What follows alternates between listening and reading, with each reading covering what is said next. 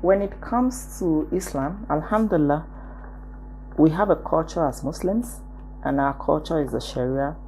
And when we talk specifically about this verse in respect to abuse in the family, especially the abuse of the wife, scholars have said that it means, just like you said, lightly. So it doesn't, and there are steps to take before you even get to that point where you discipline your wife lightly. And the lightness is not supposed to injure her, not supposed to cause her ache. But what we have today when we talk of abuse is sometimes where the woman even end up missing some parts of her body, being admitted to hospital.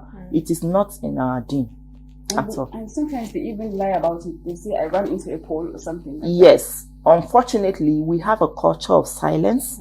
We have a culture of silence in our ummah where a woman feels that it is noble to hide the misdeeds of her husband, and also it assists her protect her marriage. But there is nothing noble about it, because it's only when you can say your pain point that you get help. As an ummah, we have a culture which is the Sharia. It guides all our actions. So before the marriage, a woman is supposed to appoint a wali. The family is supposed to appoint a wali for her as a guardian. So if there is any problem in the marriage, the guardian is supposed to step in. Unfortunately, sometimes the guardian preach this culture of silence. But of course, there are other levels the woman can take her issues to for resolution. She should be part of an Islamic organization where she can escalate this kind of issues to, and in order to seek, remedies to it. So sometimes before even the abuse escalates, in psychology, the abuser would start in steps before it escalates to outright brutality. And that's the point where the woman should seek for help if she wants her marriage to be one that is free of abuse. But again, in our culture, we have this thinking that we should hide things. So we hide it until it gets to a point where it's choking us. As a marriage counselor and a family mentor, we've had issues come to us where if you would have come earlier on, it's something that would have been nipped in the bud. But you have women, since we're specific about women now, we have women in a marriage the first time he pushed her, she didn't say anything. The next time he slapped her, she didn't say anything. And then, just like you said, the next time he pushed her into a door and she sustained some injury, she'll go to the hospital and lie about where the injuries came from. Yes. And you have this until she's almost choking to death before she starts seeking for she help. starts seeking for help. Okay, but there's actually this recent thing going on now. People are trying to differentiate between abusive marriages and difficult marriages. I kind of learned that from this recent book that I read by Hajia Zuleika Yusuf, Coping Mechanisms in a Difficult Marriage. I used to think if the marriage was not working, then difficult should mean abusive. That was what I used to think. But then some people are actually going through abusive marriages, and then they think, well, it's just a difficult marriage. Our mothers went through this thing, so we have to be patient. You know, this culture of women have to be patient in the marriage and all of that. So is there a distinct line between difficult and abusive?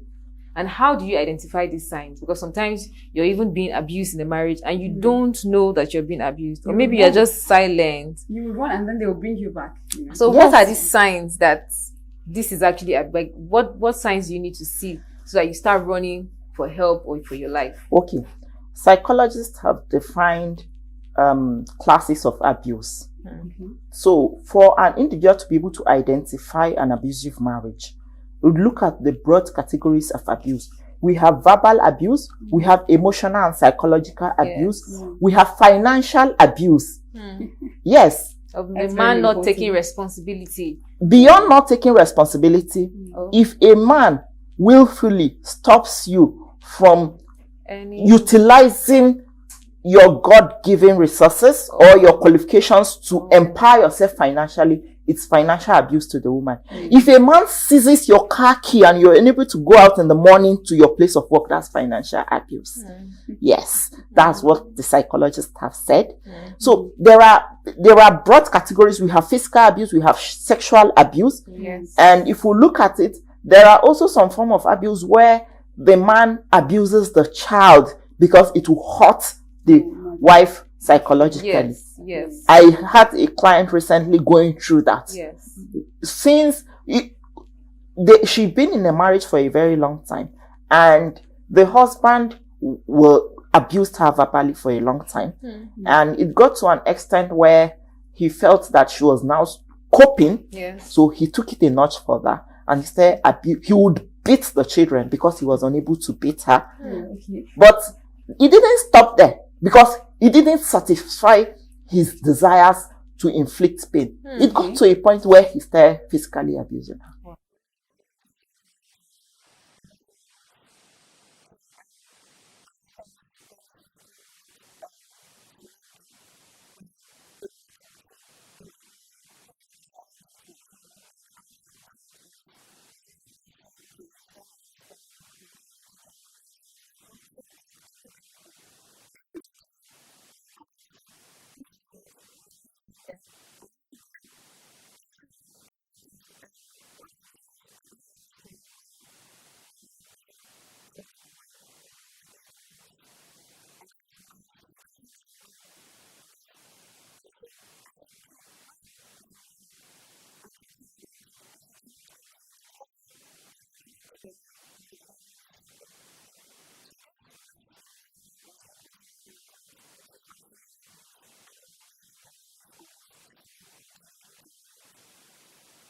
Unfortunately for us, one way of actually addressing the issue of abuse in the marriage is to ensure the couples go through thorough premarital counseling and ongoing marital education. You see, when we're growing up, we go to school for years upon years. Some of the things we learned in school, they are not even relevant to us now as adults. But there is a process of preparation for how would show up in the world in terms of the kind of work we do by the schooling. Some things you feel are not core relevant to you in your workplace might be relevant to you. For instance, developing social skills. When you go to school, you develop, like, I have two sons now, they have friends, you know, they're looking forward to school after the pandemic because they want to reunite with their friends. That's social skills. They want to, reunite that bond. So the thing is, we go through life learning a lot of things that may not be relevant to us in our working life, but if we look at it deeply, they would come in handy, right? But we don't prepare for marriage the same way. We're not taught marriage skills. So I'll even encourage our school curriculum to look at changing the curriculum to accommodate a marriage course or something. Yes, emotional intelligence, negotiation skills, and skills that would enable you to thrive in marriage, relationship building skills. So at maybe university level or at an advanced level, let's have that in our curriculum so that we would have better adults. And the unfortunate part is, for children who are exposed to these adverse childhood experiences, they take it into adulthood, and then it becomes a cyclical pattern if they don't address it. So counselors should be able to identify this kind of issues that may impact the marriage and advise the couple on steps to take to heal if there is childhood trauma involved, to heal this trauma to enable the relationship thrive. So you can see everything is interconnected. We are all interconnected. So we have to take responsibility in all ramifications, in whatever level we find ourselves, as parents, as relatives, as teachers. We need to take responsibility and ensure that we're actually grooming marriage-ready adults. Yes.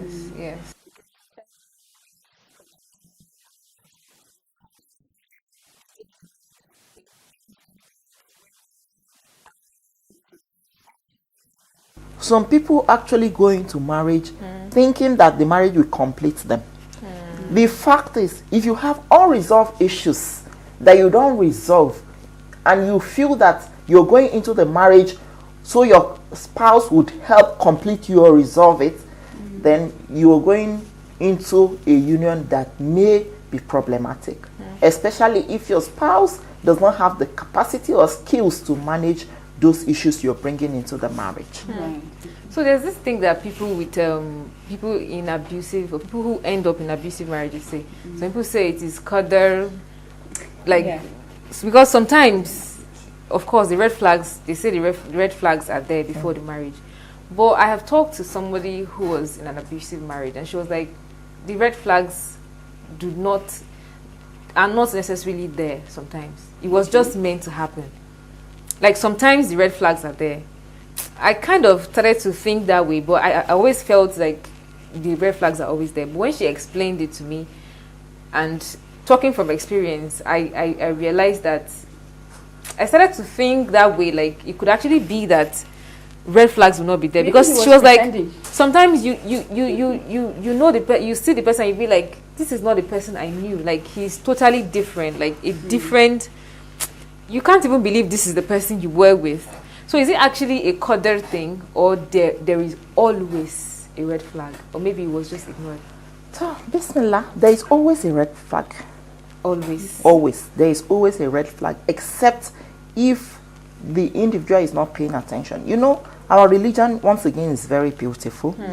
We are encouraged to carry out istihara and istishara, and also we're encouraged to go through the hitbah period. Istishara is where you find out about the character. Alhamdulillah, we have the guidelines of the Sharia once again, and Prophet Muhammad sallallahu alaihi wasallam encouraged us that we should marry the one who is religious, although we can marry for beauty, for wealth, for lineage. And he went further to enlighten us that character is religion. It's very important for individuals to refine their characters, to strive towards ihsan, to strive towards excellence. So if you look closely, you're likely to find red flags. But that does not mean that you should pull out from that, proceeding with that marriage. Are those red flags those things that you can address. If you look at, because there is no individual that is perfect, but you should be able to, investigate further. For instance, you can ask a man, he'll think it's gistra. When you quarrel with your siblings, what do you do? Do you stop talking to them? And I stopped talk to them for 3 weeks. Give himself away. And then you start to find this kind of flags, and then you'd know that you're just getting to know this person, and no matter how much they pretend, they are likely to let their guard down at some point, and you are likely to see, peeps into their character. Although there are some situations where, an individual can pretend and you not. And then another thing is individuals evolve. We only pray that, when they evolve better towards positivity, not towards negativity. So check the cycle of friends he keeps, the kind of, is he someone committed to continuous learning and practice? And development, It's not about learning. Learning has to go with practice. Otherwise, if you find an individual that is learning but practicing, the other side of what they are learning, then you know that there is a red flag that you may not be able to deal with. But if you find an individual, a man that is learning and also practicing, striving towards excellence, then you know, yes, this man is worth keeping.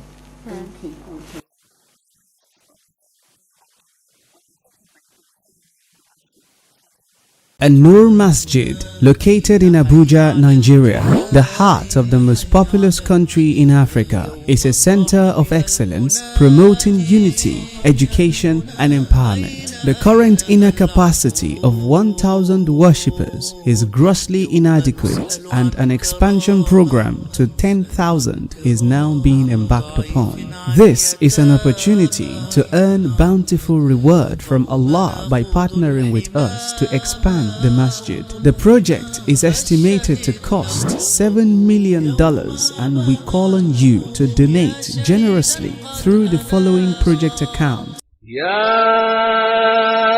أيها الذين آمنوا لا تلهكم أموالكم ولا أولادكم عن ذكر الله ومن يفعل ذلك فأولئك هم الخاسرون وأنفقوا مما رزقناكم من قبل أن يأتي أحدكم الموت فيقول رب لولا أخرتني إلى أجل قريب فأصدق وأكن من الصالحين.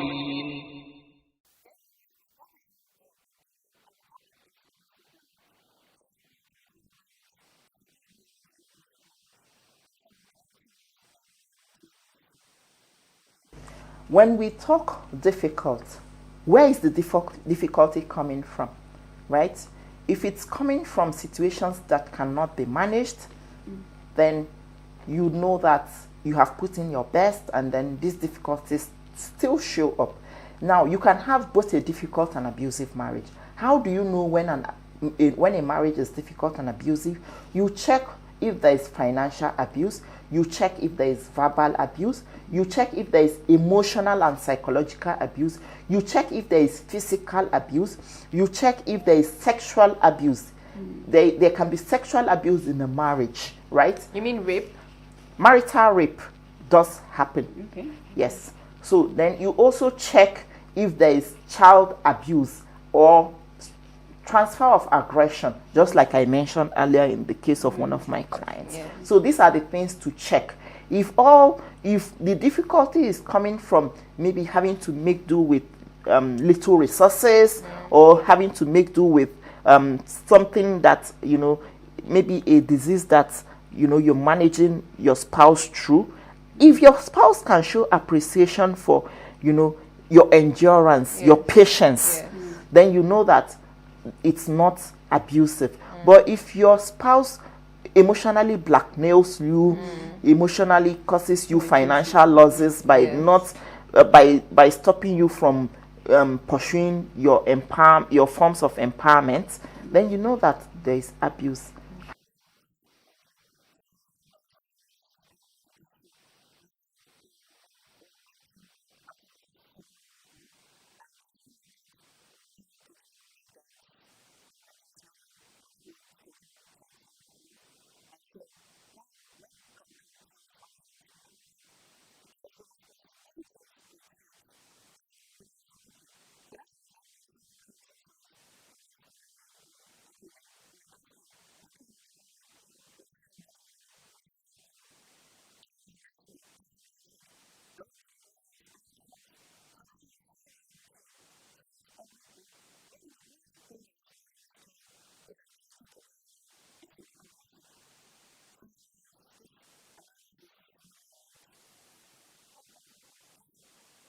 It's actually laughable because not all the men went to war first. Okay. Did the majority go to war? Yes. So this analysis is faulty, and we still have good men. Alhamdulillah, we have good men out there who show up as men, who provide, who offer comfort. Like the marriage, because among the signs of Allah is that He has put love and tranquility in marriages. We have marriages that are still like that, where the hearts of the couple, yearn towards each other in mercy and in love and in affection. So we still have this kind of men, and would want more men to emulate them. Right. And on the other side, we have women too who abuse men in marriages, and would want a balance, would encourage women to actually check if they are dishing out any form of abuse to their husbands, and course correct. Okay, yeah.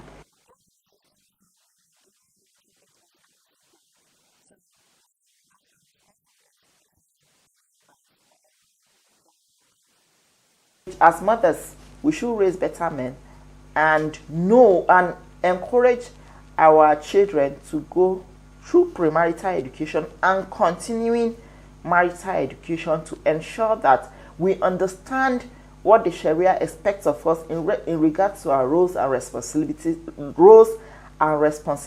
in the family, and actually understand and strive to practice it, both as men and women and husbands and wives. This is very important, because we would be asked about how we actually discharged our duties in the marriage, because marriage is half of our deen, and we should strive to ensure that we are excellent in that regard.